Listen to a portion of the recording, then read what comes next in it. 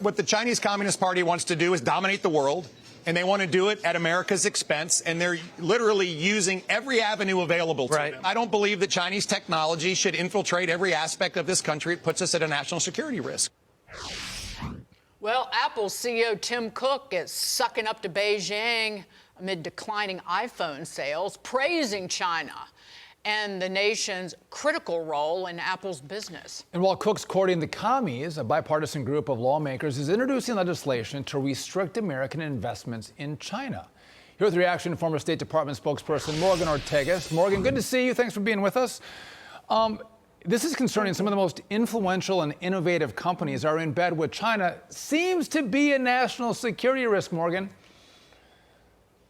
Well, and listen, Tim Cook going over there makes sense from a business perspective because Apple has made the unfortunate calculation of so much of their revenue and sales are dependent on what's happened in China. And we know that it's down double digits even since last year. You know, a lot of people will ask me questions about like, well, are we trying to decouple or de-risk from China? And I always turn the question around, Sean, and I say, no, China is trying to decouple from us. If you look at corporation after corporation, whether it's United States or European, their sales go down each and every year because China is trying to actually be more self-reliant to produce more things at home. And they don't necessarily want the American corporations there as they did in the past. They've already stolen all of the IP from them. So what is their utility anymore? So listen, I think from the perspective of what Tim Cook has to do for his shareholders, it makes sense that he's over there, but to sell more iPhones and more products in China. But it also, I think, should be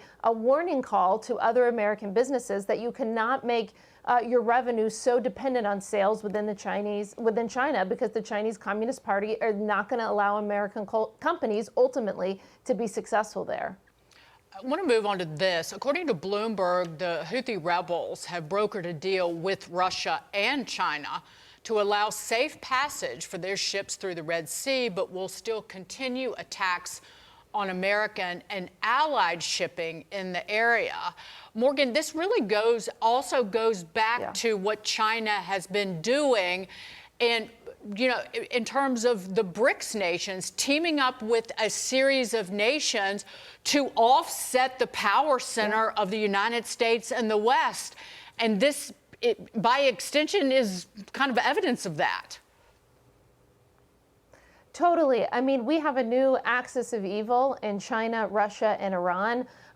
This is one of the reasons that I've been so critical of the Biden administration's policy towards Iran, because all it has done is undermine their own policy towards Russia and China. What do you see Iran, Russia, China, North Korea doing? They're supplying Russia. Iran is giving ballistic missiles, drones, advanced weaponry reportedly to Russia in their war. And of course, we know that the Houthis are just another apparatus of the Iranian regime. They are funded, they are trained, and they are equipped. So it's no surprise to me that, you know, the Iranian proxy in Yemen would choose not to go after Russian and U.S. ships, but instead to go after the United States. Listen, we're at a pivotal moment here because not only are the Houthis shooting at commercial vessels, and they just had 3 people die on a commercial vessel, I think it was last week or the week before, but they're going after U.S. Navy ships and sailors on a weekly basis. And so our guys, this leaves our guys, Dagan, basically like sitting ducks over there. Thankfully, they're really good,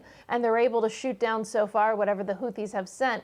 But part of the U.S. Navy's mission is not just to project force abroad and to protect American interests. Part of the U.S. Navy's mission since World War II is to protect freedom of navigation, freedom of the seas, the ability of free trade, commerce, shipping. And whenever all of that is impeded from this terrorist group with their sophisticated weaponry supplied by Iran, then the U.S. Navy is not living up to part of their fundamental mission to keep international waters free and fair and open. And that is a big, massive problem.